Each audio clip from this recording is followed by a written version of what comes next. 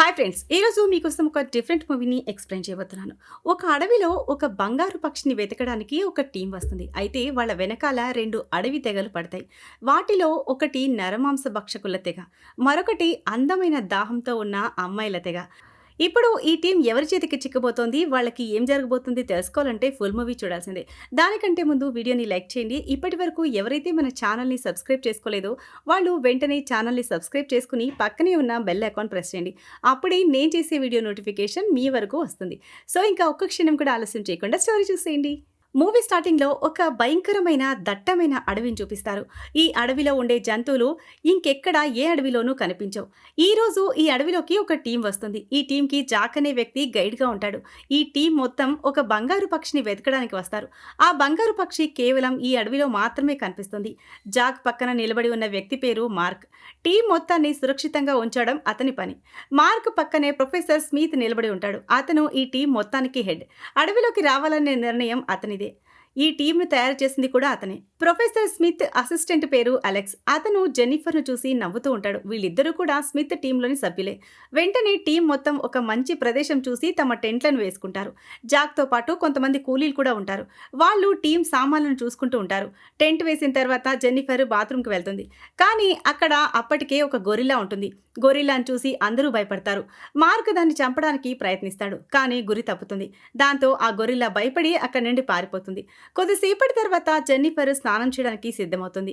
Smith అలెక్స్‌తో మనం ఇక్కడికి బంగారు పక్షిని వెతకడానికి వచ్చామని, మన దృష్టి దాని మీదే ఉండాలని చెప్తూ ఉంటాడు.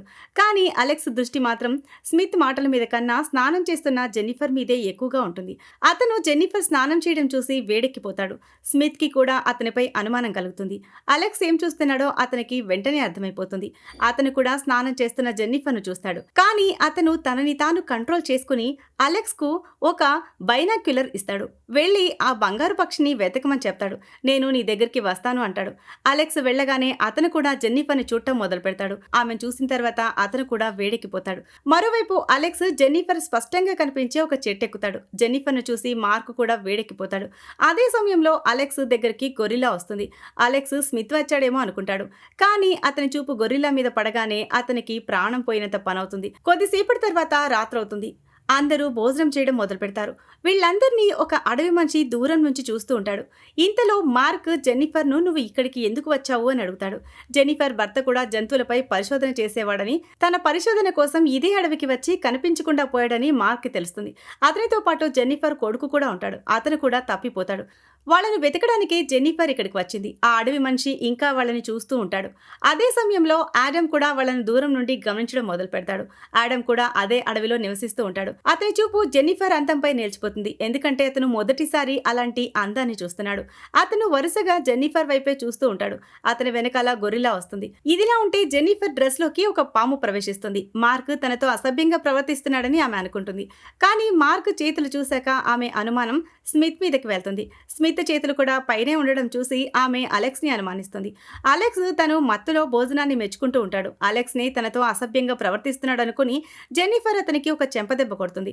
అలెక్స్ అప్పుడు లేవడానికి ప్రయత్నిస్తాడు. అతని చేతులు ఖాళీగా ఉండడం చూసి జెన్నిఫర్ కి తన డ్రెస్ లో వేరే ఇంకేదో ఉందని అర్థమైపోతుంది. ఆమె వెంటనే భయంతో అక్కడి నుండి పారిపోతుంది. ఆ ముగ్గురు ఆశ్చర్యంగా ఆమె వైపు చూస్తూ ఉండిపోతారు. మరుసటి రోజు జెన్నిఫర్ పని మనిషి లీసా మార్క్ దగ్గరికి వచ్చి నేను చుట్టుపక్కల ప్రదేశాలు తిరిగి చూడవచ్చా అని అడుగుతుంది. మార్క్ సరే అనగానే ఆమె అలా వెళ్ళిపోతుంది. లీసా అలా తిరుగుతూ ఒక జలపాతం దగ్గరకు వస్తుంది. ఆ జలపాతం ఆమెకి చాలా అందంగా అనిపిస్తుంది. దాంతో ఆమె అక్కడ స్నానం చేయడానికి సిద్ధమవుతుంది.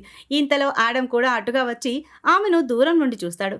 లీసా అందం చూసి అతను ఆశ్చర్యపోతాడు. వెంటనే గాలిలో ఊగుతూ ఆమె దగ్గరికి వెళ్ళడానికి ప్రయత్నించి పొరపాటున నీళ్లలో పడిపోతాడు. లీసా వెంటనే అతన్ని నీళ్లలో నుంచి బయటకు తీసి ప్రాణాలు కాపాడుతుంది. ఆమె అతనితో మాట్లాడడానికి ప్రయత్నిస్తుంది. కానీ ఆడమ్‌కు ఇంగ్లీష్ రాదు. ఈ ఇద్దరు మొదటిసారి కలుసుకున్నారు. ఒకరినొకరు ఇష్టపడతారు. మరోవైపు అలెక్స్ బంగారు పక్షి కోసం వెతుకుతూ ఉంటాడు. కొద్దిసేపటికే అతనికి ఆ పక్షి రెక్క ఒకటి దొరుకుతుంది. అతను దాన్ని స్మిత్‌కి చూపించగానే అతను చాలా సంతోషిస్తాడు. తాము బంగారు పక్షికి చాలా దగ్గరలో ఉన్నామని స్మిత్‌కి అర్థమవుతుంది. ఈలోగా గాయపడిన ఒక కూలీ వాళ్ళ ముందుకు వచ్చి చనిపోతాడు. అతనికి చాలా బాణాలు గుచ్చుకుని ఉంటాయి. ఆ బాణాలపై మేము నోసా తెగకు చెందిన నరమాంస భక్షకులం అని రాసుంటుంది. నోసా తెగ పేరు వినగానే జాక్ కూలీలందరూ పారిపోతారు. ఆ రాత్రి అందరూ నోసా తెగ నుండి చాలా జాగ్రత్తగా ఉంటారు. అందరూ అక్కడి నుండి వెళ్ళిపోవాలని అనుకుంటారు. కానీ స్మిత్ మాత్రం తాను నోసా తెగని ఎదిరించగలని బంగారు పక్షిని తీసుకుని వెనక్కి వెళ్తానని నమ్మకంతో ఉంటాడు. మరుసటి రోజు నోసా తెగ వాళ్ళు గట్టిగా సంగీతం వాయించడం మొదలు పెడతారు. ఆ సంగీతం విని తెగ వాళ్ళు చుట్టుపక్కల ఉన్నారని, ఎప్పుడైనా దాడి చేయవచ్చని జాక్ మార్క్కి చెప్తాడు. మార్క్ వెంటనే అందరినీ పిలిచి, మనం ప్రమాదంలో ఉన్నాం, నా దగ్గర ఒక ప్లాన్ ఉంది, మనం ఒక పెద్ద గొయ్యి తవ్వి దానిపై ఆకులు కప్పుదాం, వాళ్ళు మనపై దాడి చేయడానికి వచ్చినప్పుడు ఆ గొయ్యిలో పడిపోతారని చెప్తాడు. మార్క్ మాటలు విని అందరూ గొయ్యి తవ్వడం మొదలు పెడతారు. ఉత్సాహంలో వాళ్ళు ఎంత పెద్ద గొయ్యి తవ్వుతారంటే వాళ్ళే దానిలో చిక్కుకుంటారు. అదే సమయంలో నోసా తెగ వాళ్ళు వాళ్ళ వైపే వస్తూ ఉంటారు. వెంటనే వాళ్ళందరినీ పట్టుకుంటారు. కొద్దిసేపటికి అందరూ నోసా తెగ గ్రామంలో ఉంటారు. అందరినీ బంధించి ఉంచుతారు. తెగ వాళ్ళు ఖైదీలను వండుకుని తినడానికి నిప్పు రాజేస్తూ ఉంటారు. నిప్పు పెట్టాక వాళ్ళు తమ ఆయుధాలకి పదును పెట్టడం మొదలు పెడతారు. ఈలోగా ఆడమ్ అవకాశం చూసుకుని లీసాను అక్కడి నుండి తప్పించి తీసుకువెళ్తాడు. తెగకు కొద్ది దూరంలో క్లారా అనే ఒక అమ్మాయి నోసా తెగని గమనిస్తూ ఉంటుంది. తెల్లగా ఉన్న ఖైదీలను చూసి ఆమె మిగతా అమ్మాయిలను పిలుస్తుంది. నోసా తెగ వాళ్ళు ఖైదీలను చంపబోతూ ఉండగా క్లారా వాళ్లపై దాడి చేస్తుంది. క్లారా బృందం దగ్గర పదునైన ఆయుధాలు ఉండటంతో నోసా తెగ మొత్తం భయపడి పారిపోతుంది. క్లారా చెప్పడంతో అందరినీ విడిపిస్తారు. మీరు మాతో మా తెగకు రావాలి అని ఆమె అందరికీ చెప్తుంది. నువ్వు మాతో ఏం చేస్తావని మార్క్ అడుగుతాడు. దానికి క్లారా, మేమందరం మిమ్మల్ని ప్రేమిస్తాం, మీ పిల్లలకు తల్లులవుతామని చెప్తుంది. క్లారా మాటలు వినగానే ఆ ముగ్గురు మగవాళ్ళకి ఇంకో లడ్డు కావాలా నాయనా అన్నట్టు అనిపిస్తుంది. వాళ్ళు చాలా సంతోషపడిపోతారు. కొద్దిసేపటి తర్వాత అందరూ క్లారా తెగ వైపు బయలుదేరతారు. దారిలో క్లారా స్మిత్కు తమ తెగ గురించి వివరిస్తుంది. క్లారా తెగ పేరు అమాజోనియా. ఈ తెగలో కేవలం అమ్మాయిలు మాత్రమే ఉంటారు. వాళ్ళు కేవలం తెల్లగా ఉండే మగవాళ్లను మాత్రమే ప్రేమించగలరని, వాళ్ల పిల్లల్నే కనగలరని ఈ తెగకి శాపం ఉంటుంది. ఆ శాపం కారణంగా ఈ తెగలో కేవలం అమ్మాయిలు మాత్రమే పుడతారు. తెగకు నాయకుడు ఒక తెల్లని వ్యక్తే, కానీ అతను ముసలివాడైపోతాడు. అతనిలో మునుపటి శక్తి ఉండదు. వెంటనే అందరూ అమోజోనియా తెగకి చేరుకుంటారు. అందరికీ అక్కడ ఘన స్వాగతం లభిస్తుంది. స్వాగతం తర్వాత తెగ నాయకుడు కూడా స్మిత్ టీంను కలవడానికి వస్తాడు. ఆ నాయకుడు ఎవరో కాదు, జెన్నిఫర్ భర్త చార్లెస్. చార్లెస్ను బ్రతికి ఉండగా చూసి అతని అసలు నిజం తెలుసుకుని జెన్నిఫర్ స్పృహ కోల్పోతుంది. కొద్దిసేపటి తర్వాత చార్లెస్ జెన్నిఫర్కు తనతో ఏం జరిగిందో చెప్పడం మొదలు పెడతాడు. 20 ఏళ్ల క్రితం చార్లెస్ తన కొడుకుతో కలిసి అడవిలో తిరుగుతూ ఉంటాడు. ఆ సమయంలో జెన్నిఫర్ తన టెంట్లో నిద్రపోతూ ఉంటుంది. చార్లెస్ అడవిలోని జంతువులను గురించి పరిశోధన చేయడానికి వచ్చి తన కుటుంబాన్ని కూడా వెంట తీసుకుని వచ్చాడు. పరిశోధన చేస్తూ ఉండగా చార్లెస్ నోసా తెగ చేతికి చిక్కిపోయాడు. ఆ తర్వాత అమోజోనియా తెగ అమ్మాయిలు అతన్ని తీసుకెళ్లారు. చార్లెస్ చెప్పిందంతా విన్నాక జెన్నిఫర్ తన కొడుకు గురించి ఆందోళన చెందడం మొదలు పెడుతుంది. తమ కొడుకు ఎక్కడున్నాడో ఏం చేస్తున్నాడో వాళ్ళిద్దరికీ తెలీదు. నిజానికి వారి కొడుకు ఇప్పుడు ఆడంగా మారాడని, ప్రస్తుతం ఇంగ్లీష్ నేర్చుకుంటున్నాడని వాళ్ళకి తెలియదు. కొద్దిసేపటి తర్వాత చార్లెస్ అతిథులను కలవడానికి వెళ్తాడు.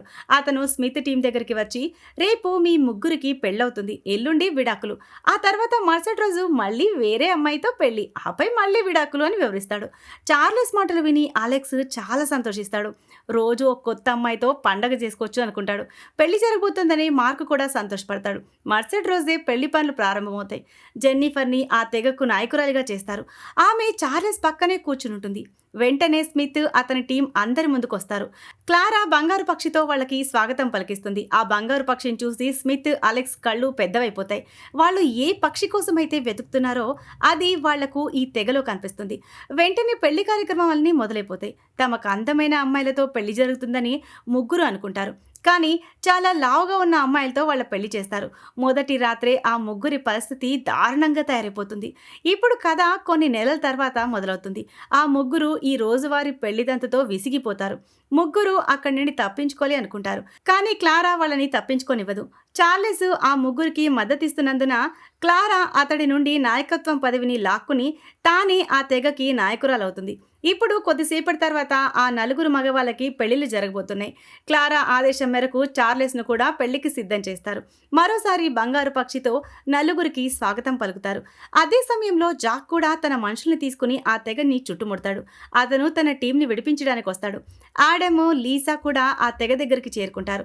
తన టీం బ్రతికి ఉండటం చూసి లీసా చాలా సంతోషపడుతుంది. వెంటనే జాక్ టీము కాల్పులు జరపటం మొదలు పెడుతుంది. దీనివల్ల తెగలో గందరగోళం చెలరేగుతుంది. లీసా టీంని కాపాడడానికి ఆడమ్ కూడా తన జంతువుల్ని పిలుస్తాడు.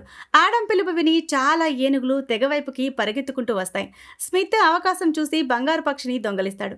ఆ తర్వాత వాళ్ళందరూ తెగ నుండి పారిపోతారు.